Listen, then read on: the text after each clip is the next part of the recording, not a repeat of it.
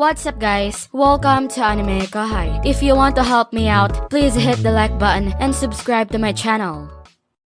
Hopefully, he learned his lesson a little. Yes. Mjolmile continued. As long as participants follow the rules, the resurrection bracelet always works perfectly. But as all of you saw, Sir Gaia was deliberately flaunting regulations, so the labyrinth has a number of rules for visitors to follow. For example, no conflicts among adventurers, and always follow the advice of the maze's managers. We plan to distribute a book of rules once normal operation begins, and our guides will also provide rule rundowns to those adventurers who can't read. We'll want all of you to follow the rules and behave well inside, lest you meet the same fate Sir Gaia just did. Oh, I could imagine Gay might be a little disappointed about this result, but during normal operation, all you have to do is wait a short period of time, and the boss will reappear. It's against the rules to fight other adventurers, so it's important to wait your turn and conquer this dungeon the right way. Sokka used a melodious tone of voice to run all of this down. What's the right way mean here? She didn't specify. I thought the crowd felt kind of awkward about this, but Sokka's follow-up largely steamrolled over all of that. As she went on, Gaia woke up again, then reeled back in shock, remembering what had happened to him. Seeing him recovered, if intensely frustrated, helped calm the crowd down a great deal. Well, good. It seemed like the crowd had accepted Mjolmile's explanations for everything. He may have been a total prick, but the things we learned observing Gaia were quite useful. If we could work out how to deal with high-level adventurers sprinting down just to raid treasure chests, hopefully we could avoid losing a mint on this. That, and everybody certainly knew how the rules worked now. All in all, I'd say Gaia's journey proved pretty satisfactory for all of us. Thus, each team wrapped up their runs, leaving only Bassone's party inside. They had about 10 minutes left, so I'd want them to wrap up shortly. As I thought about that, one of Bassone's companions screamed loudly and fell to the ground in the corridor. Someone in the adjacent room must have gotten him. He was alive, but there was an arrow straight through his right eye. See? I told you going in all careless like that was dangerous. There was a single skeleton inside this chamber, wielding a bow and taking potshots at anyone through the door. The second party member through the archway was rewarded with a bolt between the eyes. He fell as well, but unlike Gaia, he disappeared into light particles after 10 seconds. Nice. We'd have at least one challenger experience death before time expired, then. The remaining 4 party members made quick work of the skeleton. Look at this. Sokka said, talking quickly. We haven't had anyone drop out yet, but that skeleton has just claimed 2 victims. But don't worry, because the deceased will be revived shortly back at the surface. The audience was riveted by the "you are there" viewpoint they had of the battle. Having it shown on such a huge screen like that really did make it feel like you were exploring the labyrinth with them. I heard screams here and there whenever a monster appeared, which I thought was a pretty cool reaction. Maybe it was like watching a horror film. People started shouting their heads off when that party member died, too. Maybe staging viewing events of the action inside the labyrinth would be a fun idea. We'd work this out with the participating adventurers in advance, of course. We couldn't get away with showcasing their exploits without permission. Really, today was helping me come up with all kinds of little ideas. For now, though, time was almost up. This offered a nice taste of the show to everyone, I thought. Bassone's party helped keep things tense throughout. In the end, they were pretty good challengers, actually. They dissed Masayuki and crowed about ripping the facade off the labyrinth and accused me of running a con job. But once they were in, they forgot about all of that and focused on their task. Now they were shedding tears and wailing the names of their fallen comrades. Not only did they have the wrong impression, they clearly weren't the kind of people who listened to anything they were told. As beta testers, they were tremendously helpful. Alright, everyone, it's just about time to return to the surface. Alpha, the guide for Bassone's party, interrupted their mourning in her matter-of-fact voice. Bassone looked livid at her for a moment, but Alpha ignored him and forced their return whistles to activate. Goddamn you. Bassone protested, but he swallowed his words back on the surface. Oh, hey, Bassam. I guess I actually got resurrected. Being greeted by his alive, and very confused, companion made Bassone's anger vanish. Whoa. Awesome. You really came back to life? Yeah, I thought I was done for, but it didn't hurt near as much as I thought, and now I'm back to normal. Man, are you serious? 'Cause if so, this is just amazing. There's so few people out there who can cast resurrection magic, and this bracelet does it all for us? The group chattered on some more as they celebrated their revived companion. Ugh, damn it, my eye. How about we use this? The man with his eye shot out had it all fixed up with a dose of potion. This is crazy.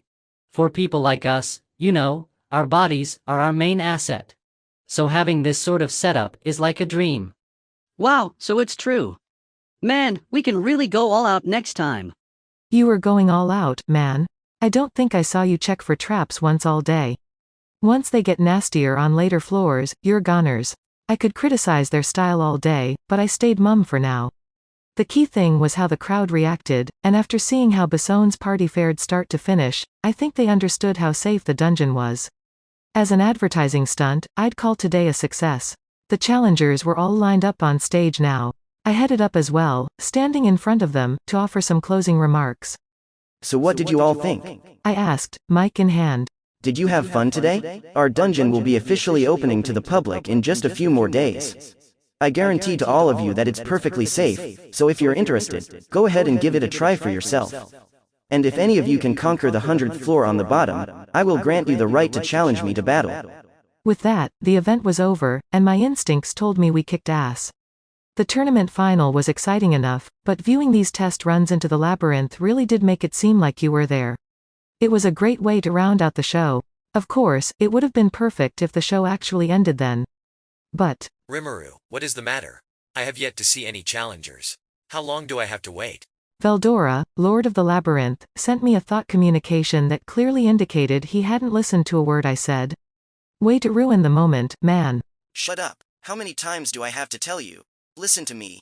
You're not gonna see anyone good enough to make it to the bottom for a while. What? That was not how I understood it. Then you understood it wrong, dumbass. Why don't you try actually listening to me? We argued about this for a little while afterward. You know how you sometimes see kids get yelled at during a fair or festival, because they get too worked up and all that?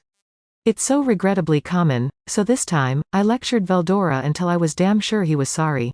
Chapter 5, Volume 9. After the Festival. Part 1. It was the final night of the festival, and to cap it all off, we held a massive banquet. Shuna and Mr. Yoshida worked on full overdrive, sparing no expense to provide the best dinner spread yet. We wanted to leave a good impression at all costs. Here, I started noticing more nobles chatting and laughing with one another. They must have made friends over the past 3 days, and the mood overall was much more convivial than the first night. Right now, I knew that Veldora, Ramirez, and Milam were enjoying a fun night in the labyrinth, alongside Caroline, Frey, and Midray, too. Trainee and the elves were working hard to keep them fed and entertained, and I was planning to join them later, dessert in tow. Over in town, there were visiting merchants, adventurers, nearby farmers, and residents all enjoying good food and drink together.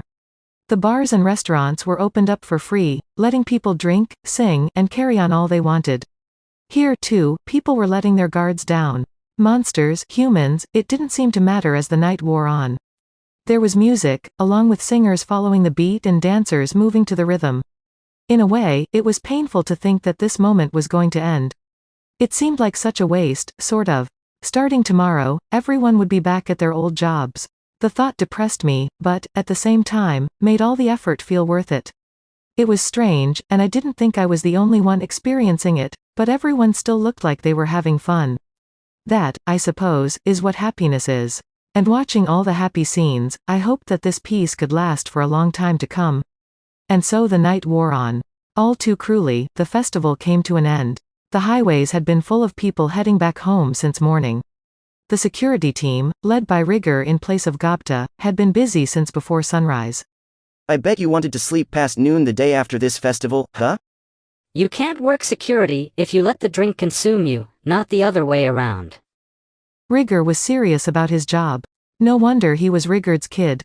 If this was Datta, I was sure he'd go right up to me and say, "Boy, don't you just want to sleep past noon the day after a festival?" I was in full agreement with that, so maybe I would have spoiled them a little along those lines, but silence is golden. Unlike Datta, after all, Rigor never complained about anything, briskly giving orders to his patrol. Thanks to that, our VIP visitors began their journeys home without major issues.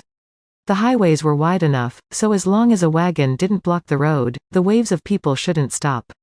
Some even planned to stay in town for a few more days, anticipating the rush back, so I didn't think we'd have too many complaints. Leaving the highways under Rigger's management, I went back to my own work. Today, for starters, I had to pay out those gold coins. Over 100 merchants were now seated in our main meeting hall, waiting for us. Rigard and Mjolmile were maintaining order and explaining matters for me, but it was about time I showed up as well. This was going to be a critical moment, and I knew I needed to nail it. Arriving at the meeting hall, I could already hear people arguing from the outside.